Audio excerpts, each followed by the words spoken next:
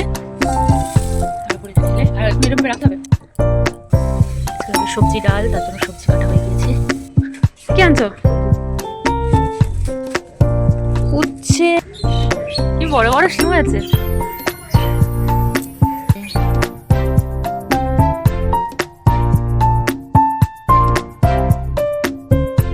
শীতের সকাল আমাদের জীবনে অন্যরকম এক অনুভূতি নিয়ে আসে। শান্ত প্রকৃতির মাঝে ভোরের হিমেল হাওয়া সৃষ্টি করে স্নিগ্ধ এক পরিবেশ। সূর্য ওঠার আগে কুয়াশায় ছেয়ে থাকে চারপাশ। হ্যালো, আমি অনুপ্রিয়া। কেমন আছেন আপনারা সকলে? আশা করছি সবাই সুস্থ আছেন, ভালো আছেন। প্রিন্সেস ফ্যামিলিতে আরও একটা নতুন ব্লগে সবাইকে স্বাগত জানাই। আজ ভিডিওটা আমি এখান থেকেই শুরু করছি। এখন সকালে টিফিন খাওয়ার জন্য খাবার টেবিলে চলে এসেছি। আজ টিফিনে রয়েছে বাড়িতে বানানো রুটি, বাঁধাকপির তরকারি আর কেক। ডিসেম্বর মাস পড়লেই কেক না খেলে মন কেমন আনচান করে, তাই না বলুন?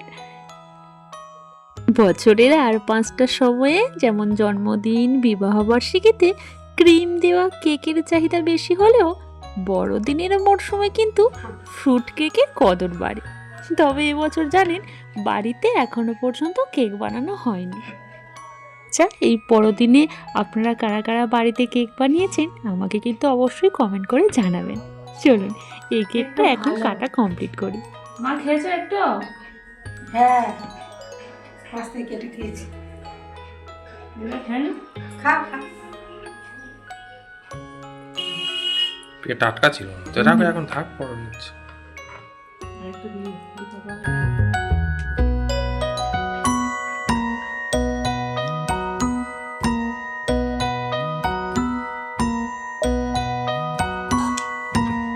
আলু দিয়ে একটা? না, আলু আমি আর বেশি গরম আছে।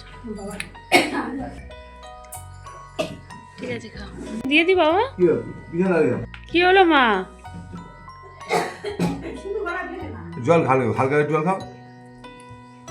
ও বাবা, এনো মিষ্টি না, হালকা জল খাও। এটা রেখে আসি মা।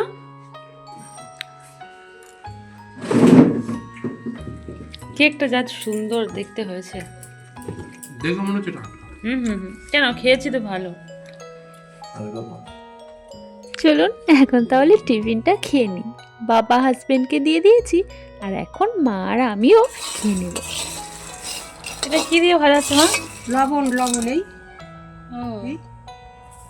লবণ দিয়ে ভাজলে কি হবে? ভালো মুচমুচে হবে। হ্যাঁ হ্যাঁ হ্যাঁ, দেখো হ্যাঁ, হাতে জল। হ্যাঁ, সুন্দর হয়ে গেছে তো। এটা ছেড়ে ছেড়ে আছে না? হ্যাঁ হ্যাঁ হ্যাঁ, ছেড়ে আছে, ভালো হয়ে গেছে। এবার ঢেলে নেব।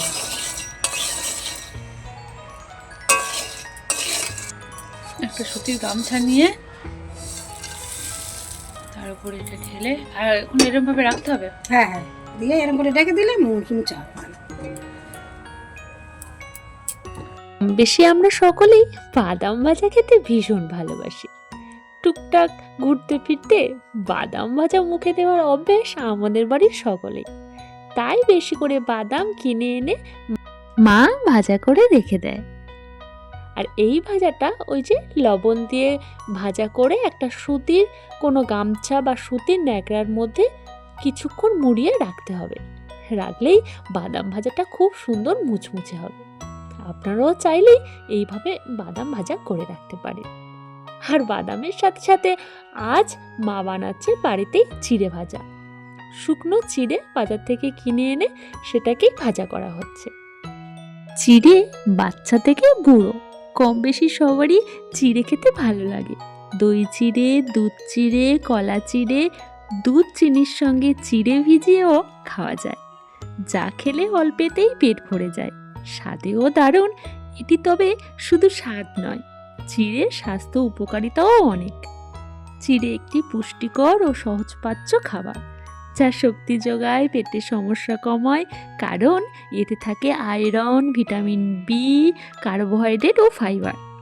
আর ততক্ষণে চিড়েটা ভাজা করছে। আর চলুন, আপনাদের তো আগে দেখিয়েছিলাম আমাদের শিম গাছটা, আর এখন কতটা শিম হয়েছে সেটাই আপনাদের একটু দেখাই। এখন পেঁপে আর তো পারা যাবে না।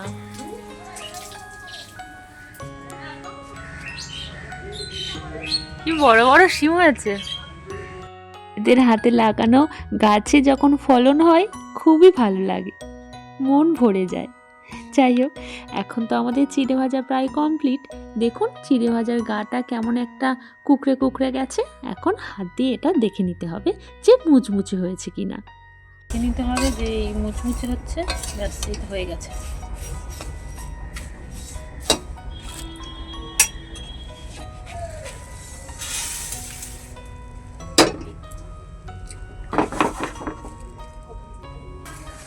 হয়ে গিয়েছে। যেহেতু চিড়ের পরিমাণটা অনেকটাই, তাই অল্প অল্প করেই ভেজে নেওয়া হচ্ছে। আপনি চাইলেই এই চিড়ে ভাজার মধ্যে কিছুটা পরিমাণ বাদাম আর কারি পাতা ভেজে অ্যাড করতে পারেন, তাহলেই মুখরোচক একটা চিড়ে ভাজা হয়ে যাবে। বাজার থেকে চিড়ে ভাজা যেগুলো কেনা হয় তার মধ্যে কিছুটা পরিমাণ মশলা বা অন্য কিছু অ্যাড করা থাকে, কিন্তু আপনি যদি বাড়িতে এইভাবেই চিড়ে ভাজা বানান সেটা অনেকটাই স্বাস্থ্যগুণ সম্পন্ন হবে। কি আনছো? উচ্ছে, শসা, টমেটো।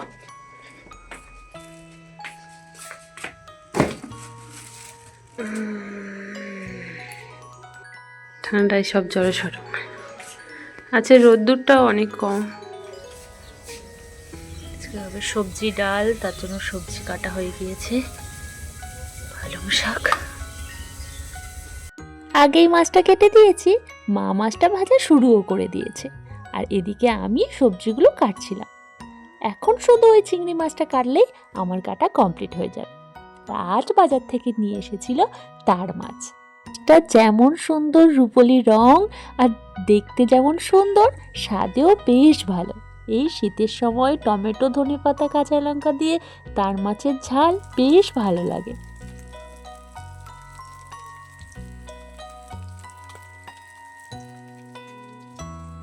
মাছটা ভাজা হয়ে গিয়েছে, এই যে সমস্ত মাছটা ভাজা হয়ে গিয়েছে, আর একদিকে চলছে ভাত।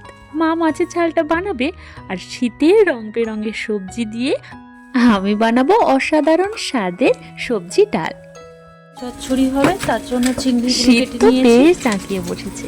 এখন বাজার ভরা শীতকালের নানান শাকসবজি, নানান রকম সবজিতে বাজারে যেমন চোখ জোড়ানো উজ্জ্বল রং, তেমনই সেই সব সবজির পুষ্টিগুণে ভরপুর।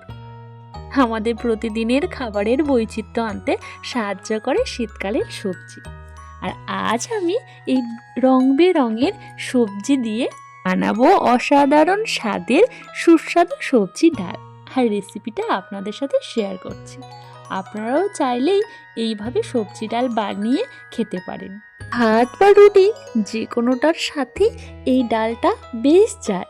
প্রথমেই আমি কড়াই গরম হয়ে যেতেই তার মধ্যে তেল দিয়েছি, আর তেলটা গরম হয়ে যেতেই কিছুটা শুকনো লঙ্কা এর মধ্যে দিয়ে একটু ভাজা ভাজা হয়ে যেতেই দু রকম ডাল, মানে মসুর ডাল আর মুগ ডাল অর্ধেক অর্ধেক করে নিয়েছি, আর সেটা ধুয়ে এই তেলের মধ্যে দিয়ে দেব। তারপর সেটা একটু ভাজা ভাজা হয়ে যেতেই তার মধ্যে জল দিয়ে সিদ্ধ হতে দেব। আর অন্য একটা কড়াইতে আমি সমস্ত সবজিগুলোকে ভালো করে ভেজে নিয়েছি, আর ডালটা যখন অর্ধেক সিদ্ধ হয়ে গেছে তখন সবজিগুলোকে ডালের মধ্যে অ্যাড করে দিয়েছি। শেষে গোটা জিরে শুকনো কড়াইয়ে ভেজে গুঁড়ো করে ডালের মধ্যে দিয়ে দিলেই রেডি। গান সেরে এখন একদম চলে এসেছি খাওয়ার টেবিলে। বাঁধাকপি, চিংড়ি দিয়ে বাঁধাকপি, আর রয়েছে সবজি ডাল। ও হ্যাঁ, আমি তো বলতে একদমই ভুলে গিয়েছিলাম, এই ডালের মধ্যে শেষে আমি ঘিও অ্যাড করেছিলাম, এতে ডালের স্বাদটা অনেকটাই বেড়ে যায়। শীতের দিনে এমন সবজি ডাল হলে আর তো কোনো কথাই নেই। চলুন এখন তাহলে খাওয়া দাওয়াটা সেরে ফেলি।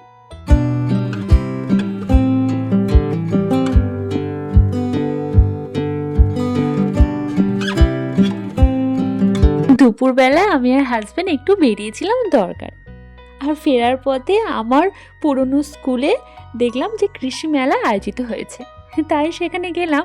আর গিয়েই দেখছি যে এখানে একটা রান্নার প্রতিযোগিতা হচ্ছে, মানে বিভিন্ন অঞ্চলের যে গ্রুপ হয় মহিলাদের, সেই গ্রুপের মহিলারাই এই রান্নার প্রতিযোগিতায় অংশগ্রহণ করেছে। আর সেখানে এসেই তো আমার অনেক পরিচিত মানুষের সাথে দেখা হলো আর অনেকক্ষণ গল্পও করলাম, আর দেখতেও না ভীষণ ভালো লাগছিল। একসাথে অনেকজন লাইন দিয়ে সব রান্না করছিল। এখানে একটা নির্দিষ্ট সময় বেঁধে দেওয়া হয়েছিল যে 10 মিনিট বা 15 মিনিট, তার মধ্যে এই সয়াবিনের তরকারি রান্না করতে হবে। আর ওখান থেকে সমস্ত উপকরণগুলো দিয়ে দেওয়া হয়েছিল। তো এখানে অনেক প্রতিযোগী ছিল, তাই একটা রাউন্ড হয়ে যাওয়ার পর আরেকটা রাউন্ড শুরু হচ্ছিল। একটা রাউন্ড কমপ্লিট হয়ে যাওয়ার পর আমরা মেলাটা একটু ঘুরে নিয়েছিলাম। চলুন মেলাটা তাহলে একটু ঘুরে নিই। আর এখানে প্রচুর হাতের কাজ ছিল, মানে মাটির জিনিস, হাতে বানানো ব্যাগ, আচার।